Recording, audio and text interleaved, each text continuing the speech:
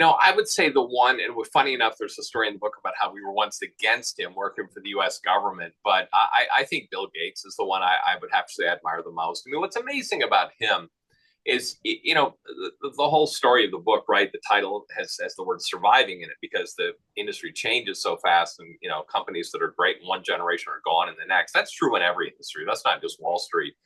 But Microsoft, he started that company like 50 years ago. And there's still kind of days and weeks when it pops up to the number one most valuable company in the world. I think it's number two or three now or something like that. So he built something that was really, really sustainable, something that really could evolve with a rapidly changing technology world, and continue to be a great leader. And then, frankly, on top of that, I have to admire the guy for all of his philanthropy. I mean, he had extraordinary success, obviously made a lot of money, but he's putting that money to great use, particularly in healthcare around the world. So that he's probably the one I would point to.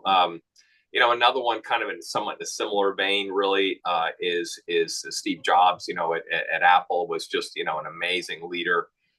So I guess you can tell I have the highest respect for people who made something out of nothing.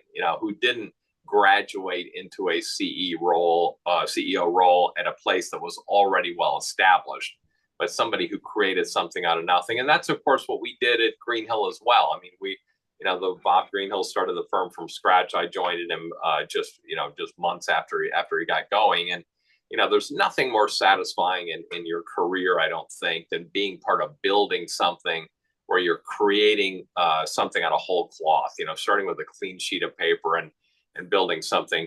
Greenhill was not Microsoft, it was not Apple, but it's a company that's very substantial value and wonderful culture, and trained generations of young people that pass through. So that's the kind of CEO leader I most admire, someone who can do that at a grand scale.